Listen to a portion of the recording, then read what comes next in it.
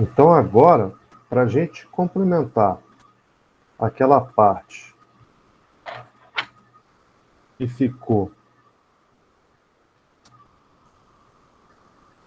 na última explanação, vamos ver aqui alguns exemplos. Aqui eu já mencionei para vocês o exemplo. Aqui, eu vou fazer o seguinte. Eu vou propor um exercício rápido aqui para vocês. Identifique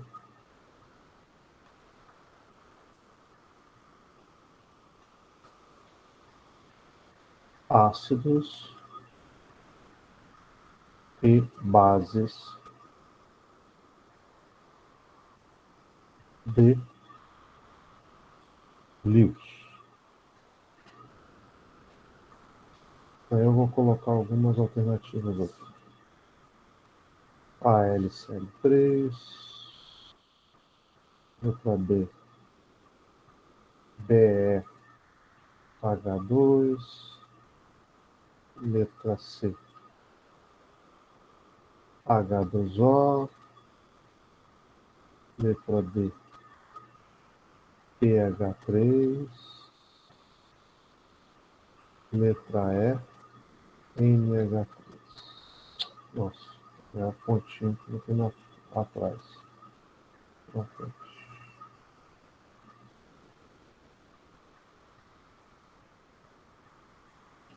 Vou começar pelo AlCl3.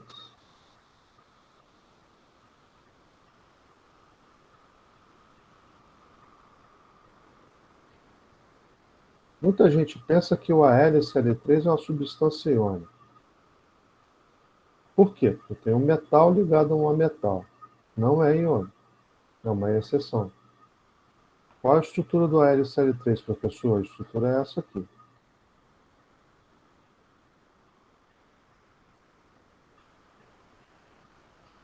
Como é que ele faz essas três ligações covalentes? É isso que a gente vai desvendar. E mais ainda, a gente vai dizer como é que você consegue perceber, através da configuração eletrônica do elemento central, qual é a característica quanto a ser de caráter ácido ou caráter básico para Lewis. Então vamos lá. Bom, o alumínio é um elemento químico que, se você pegá-lo na tabela periódica, você vai ver o número atômico dele 13. Fazendo a distribuição, você vai ver lá 1s2, 2s2, 2p, 6, 3s2, 3p1. Não é isso? O que eu também aposto que vocês não vão saber me dizer, porque é muito difícil os professores enfatizarem isso para os alunos, como é que você verifica quantas ligações a partir da distribuição eletrônica, quantas ligações covalentes o elemento consegue fazer. Por exemplo, aqui a camada de valência, que é a camada de ligação, é a camada 3. Se a gente for representar os orbitais aqui, a distribuição dos orbitais vai ficar assim. Um orbital S e 3 orbitais P. Onde o orbital S tem 2 elétrons. Eu vou representar em preto. Os pins contrários, tudo direitinho. E aqui eu vou representar os orbitais P, e só um deles tem um elétron. Aqui. Alguém sabe me dizer, a partir dessa configuração eletrônica, quantas ligações covalentes o alumínio conseguiria fazer?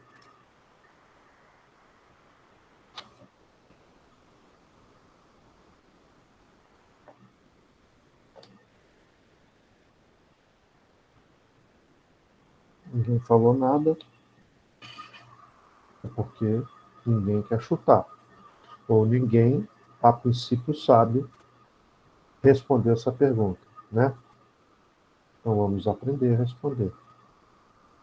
O número de ligações covalentes você verifica pelos orbitais semipreenchidos. Quantos orbitais semipreenchidos que você vislumbra aqui nessa distribuição da camada de valência do alumínio?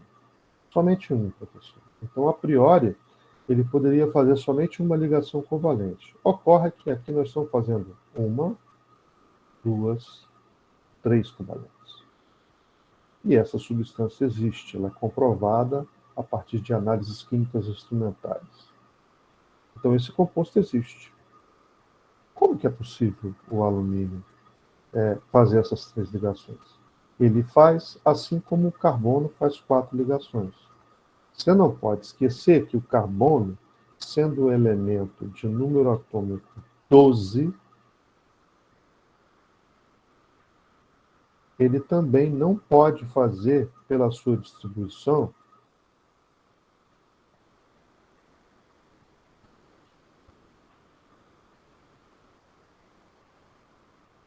deixa eu ver aqui.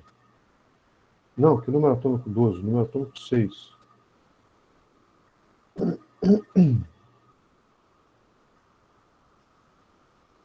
Pela sua distribuição eletrônica, ele também não pode fazer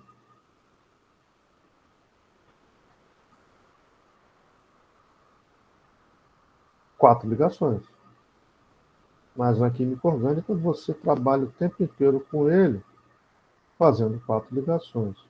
E eu mato a cobra e mostro o pau. Aqui, ó.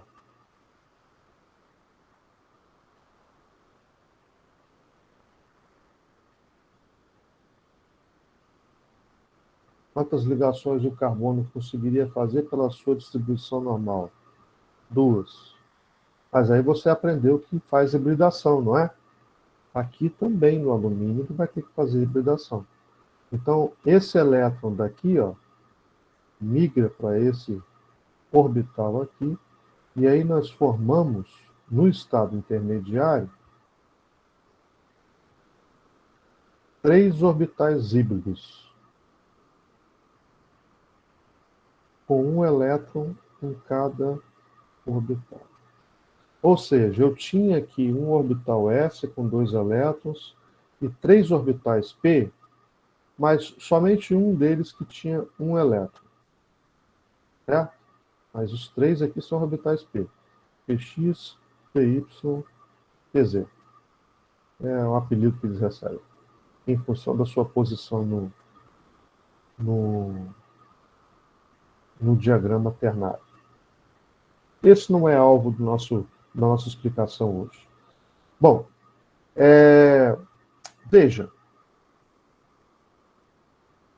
com a migração desse elétron para cá, eu passo a ter três orbitais semi-preenchidos. Quantas ligações covalentes o alumínio passou a poder fazer?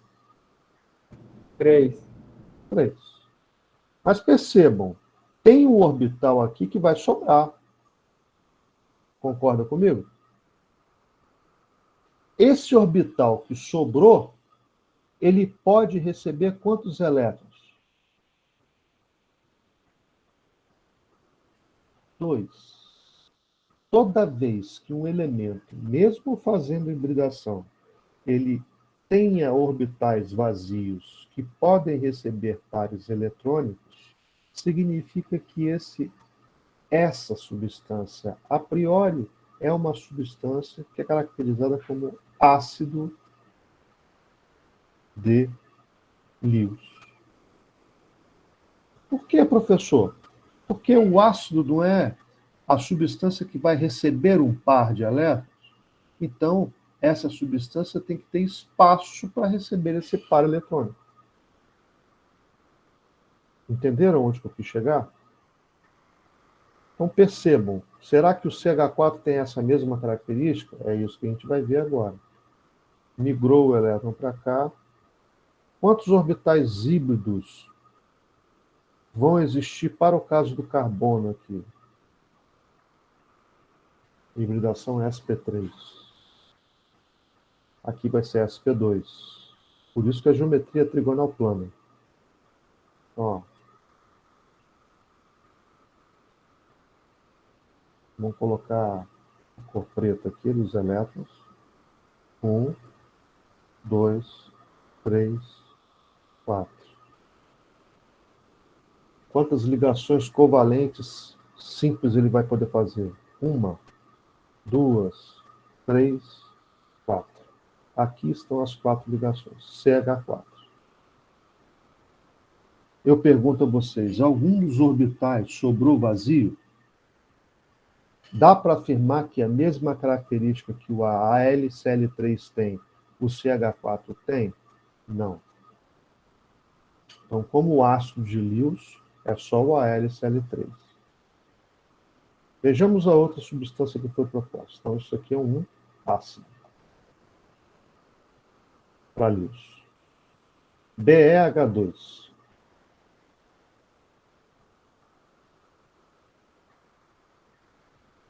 Vou apagar aqui no cantinho.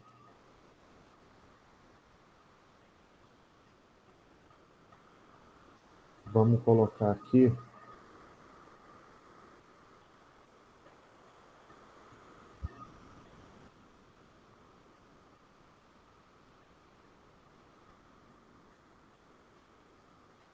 Para mostrar para você o que acontece com o BE, que é outro caso de hibridação. Diferente, mas é outro caso de hibridação. Certo? Pessoal, até aqui alguma pergunta? Até agora não, professor. Beleza. Então vamos lá. BeH2. Professor, qual é a estrutura do BeH2? Ok. Eu te dou a estrutura.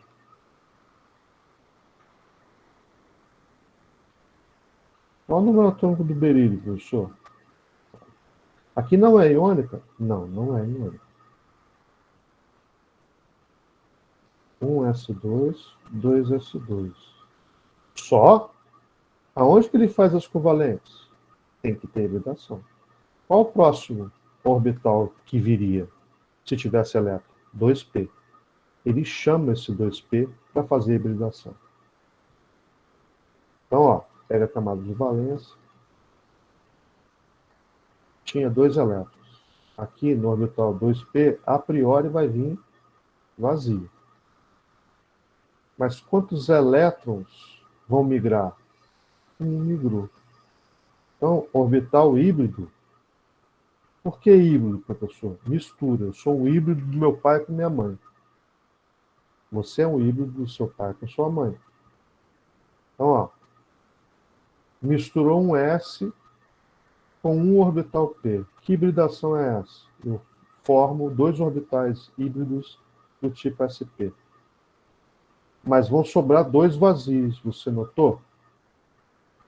Sobraram 2 P's vazios. Eu pergunto, quantos pares de elétrons, ou melhor, o berílio tem capacidade de receber par eletrônico? Tem. Então, nesse caso, o BeH2 é considerado o quê? Um ácido de Lewis.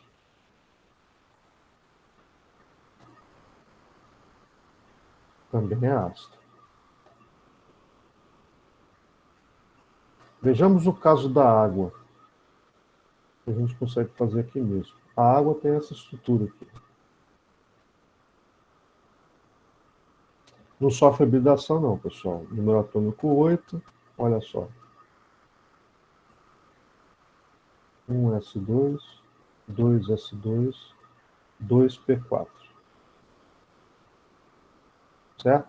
No caso da água, olha só a configuração como é que é.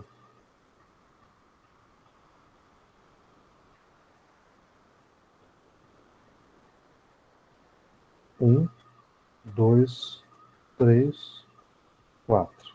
Quantas ligações covalentes simples ela consegue fazer? 2. Ela está fazendo isso na água. Ou melhor, o oxigênio está fazendo isso na água. Agora, a pergunta que eu te faço é a seguinte: existem pares de elétrons que o oxigênio pode doar? Existem. Depende do processo químico, mas existem. Existem pares sobrando aqui na camada de valência. Tem que estar na camada de valência. Então, isso aqui, ao contrário do AlCl3 e BeH2, é considerado uma base de luz. pH3 ou NH3. Não, vamos pH3 primeiro. Ele está assim.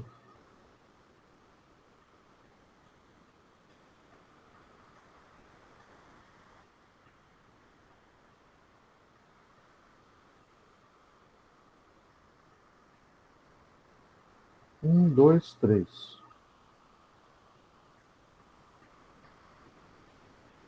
Fósforo, 15. Não é isso? 15. É. 1s2.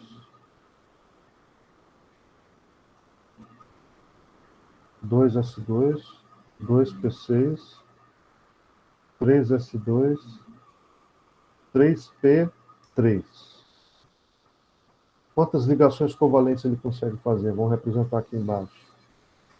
3s2, 2 elétrons aqui.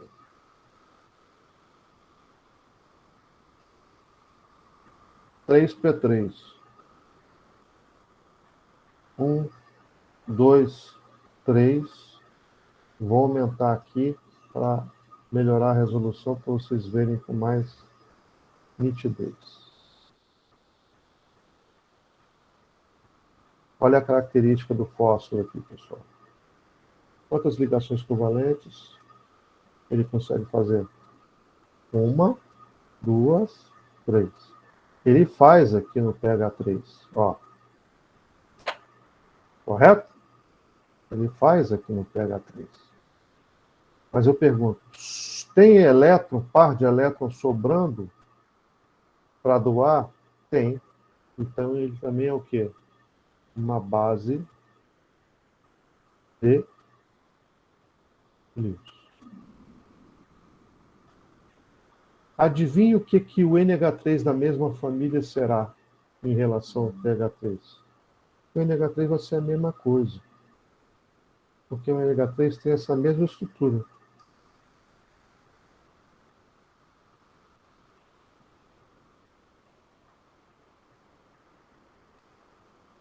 E tem um par de elétrons sobrando lá em cima. Igual o fósforo aqui. São da mesma família. Então o NH3 vai ser o que também? Base de luz. Então você volta lá. Dessas substâncias aqui. Água, base. pH3, base. E o NH3, base de luz.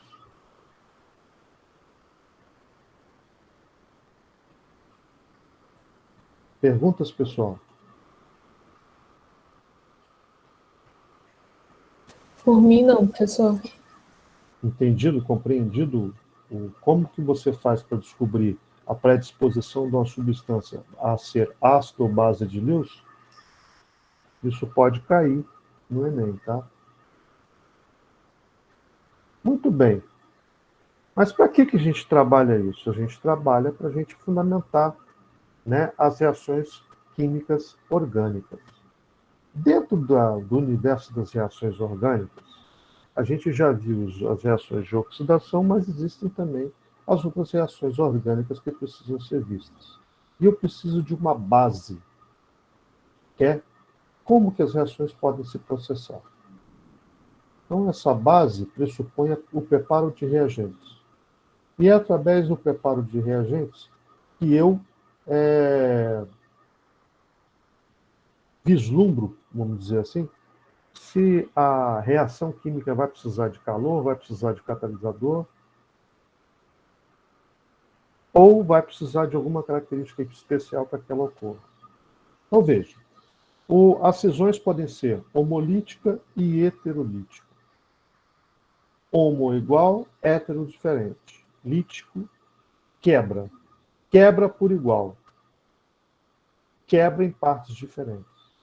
A cisão homolítica promove quebra de ligações preliminarmente à ocorrência das reações por igual. Ou seja, eu gero duas espécies com um elétron cada uma. Essas espécies recebem o nome de radicais livres. Ah, é isso que são radicais livres, professor? Aonde você viu radicais livres? Você viu, por exemplo, que a medicina ortomolecular, ela considera a avaliação de radicais livres, por exemplo, como uma característica de pessoas que têm predisposição a determinadas doenças. Por exemplo, hoje sabe-se que as pessoas que têm um acúmulo muito grande de radicais livres no organismo têm predisposição a desenvolver doenças da velhice.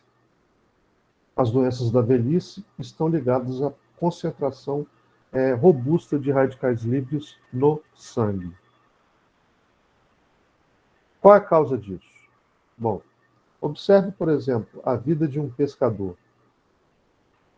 O pescador vai para o mar, por mais que ele use roupa e tente se proteger com chapéu do sol, percebam, a radiação solar ela tem capacidade de perfurar até 3 metros de profundidade no oceano. Você acha que um chapéuzinho vai proteger a sua cabeça? Não vai. Por isso que é importante que a cabeça tenha ossos para formar mais ainda um escudo em relação ao nosso cérebro. Independente disso, observe o semblante de um pescador.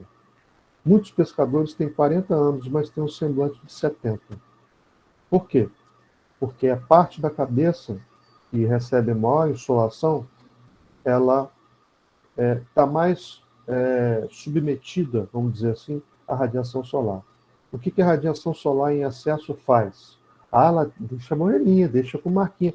Beleza, mas também aumenta a quantidade de radicais livres do seu sangue. Principalmente se os horários de insolação que você se submete são aqueles horários de maior pico energético. Então, por exemplo, pela manhã é interessante você se expor ao sol, mesmo no bronzeamento, até às 9 horas. E aí como é que eu faço depois? Depois é só à tarde. À tarde, a partir das 3h30, 4 horas, você pode pegar um bronzeadozinho. Porque aí você produz também vitamina D no seu organismo. E você conserva a sua pele também, nos seus ossos. Professor, mas eu gosto de praia nesse intervalo de 9 horas até as 3 horas da tarde. Beleza, mas saiba que você vai se expor a maior índice de UV, ultravioleta, apresenta os seus picos nesse horário de insolação. Como o pescador ele não tem alternativa, ele vai para o mar pescar a trabalho para buscar o sustento da família, muitas vezes, o que acontece? Ele se expõe a essa radiação. Agora perceba outra característica. O excesso de bebida alcoólica também aumenta a produção de radicais livres no corpo. O excesso de cafeína também aumenta a produção de radicais livres no corpo. Excesso. Até 2 xícaras de café por dia sem problema. Passou disso já é excesso. O fumo também aumenta o número de radicais livres no sangue. Agora perceba como é que a rotina do brasileiro muitas vezes está ligada a isso. O brasileiro gosta de bebida alcoólica? Muito. Boteco é uma coisa que atrai o brasileiro. É cultural, vamos dizer assim. Quanto mais bebida alcoólica o cidadão bebe, maior o número de radicais livres. Então você favorece a chegada das doenças da idade. Mas quando eu bebo, eu tenho vontade de fumar. Você já deve ter visto pessoas falarem assim. Perfeito. Então vai lá e fuma. Aí, o que acontece? Aumenta o número de radicais livres também. O professor, de qualquer forma, vai morrer, então eu vou curtir os prazeres da vida. Mas você pode retardar um pouco, melhorar sua qualidade de vida, viver mais ao lado da sua família, com as pessoas que amam você. Então, o que acontece? Os excessos da vida incidem sempre como consequência do aumento de radicais livres. Os radicais livres são gerados por quê? Por cisões homolíticas de compostos químicos. Cisões homolíticas são aquelas onde a quebra de ligação acontece exatamente no meio da ligação, gerando espécies químicas que cada uma com um elétron, muito reativas. Esse é o problema. Então, por exemplo, já está ligado a radicais livres, já tem estudos ligando a geração de radicais livres a células cancerosas. Câncer é uma doença da velhice? Também. Bom, mas não é só a cisão homolítica que existe. Existe a cisão heterolítica também. Ela é mais fácil de acontecer na seguinte categoria: quando você tem uma ligação química entre um elemento muito eletronegativo e um elemento pouco eletronegativo. Nesse caso, basta dissolver a substância em água que a cisão heterolítica acontece. O que é a cisão heterolítica? Quebra desigual. Ou seja, alguém vai ficar com falta de elétrons, alguém vai ficar com excesso de elétrons. Essa cisão pode ser movida pela diferença de eletronegatividade, mas nem sempre. Tá? O que é interessante citar para você é que eu vou formar dois íons que recebem um nome especial por participarem de reações na orgânica. Quem é a partícula positiva é chamado de eletrófilo, porque vai ter afinidade por partículas negativas. Filoafinidade. Eletronegativo. E quem tem a carga negativa, quem tem excesso de elétron, é chamado de nucleófilo.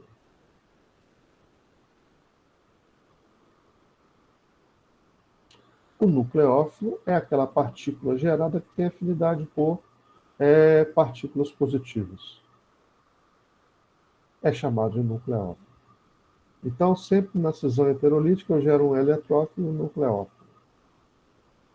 Professora, só acontece quando tem diferença de eletronegatividade? Não. Ela pode acontecer, por exemplo, nessas duas situações aqui.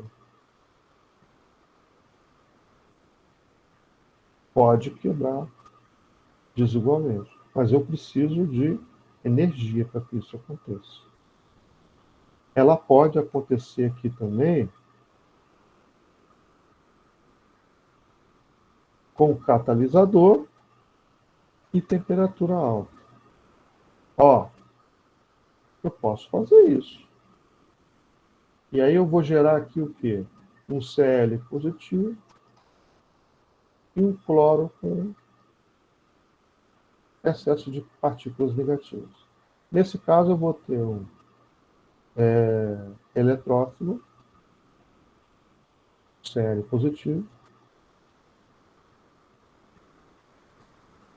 e o nucleófilo.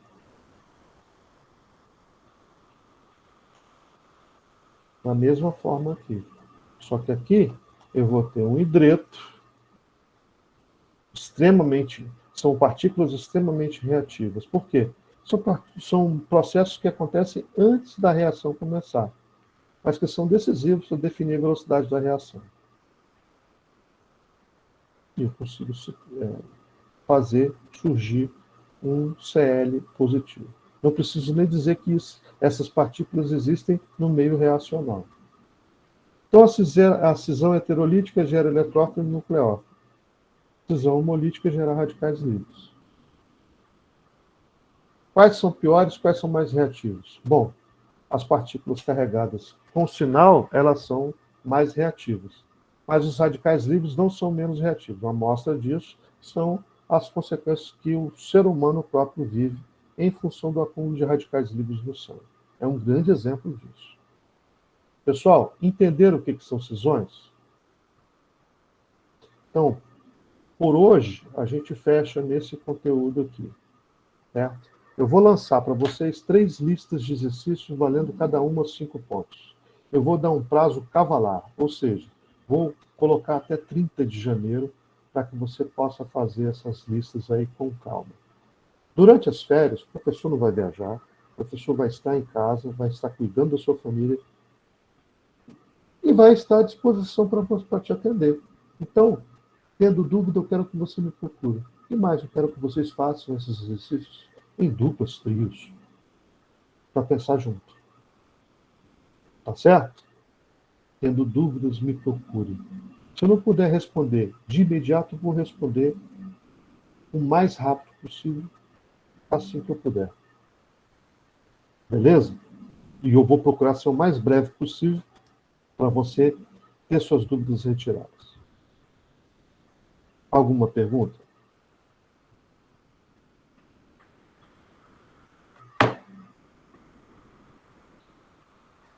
Alguma dúvida cruel em relação a isso? Professor, Eu. alguns alunos eles estavam falando sobre as aulas gravadas, né? Tá disponibilizando elas no AVA para eles poderem estar assistindo depois. Sim, essas aulas vão junto com os exercícios.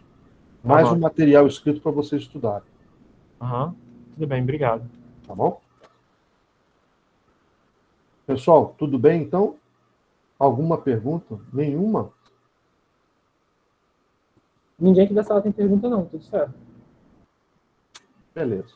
Então, eu desejo para vocês uma ótima semana de atividades aí, tá?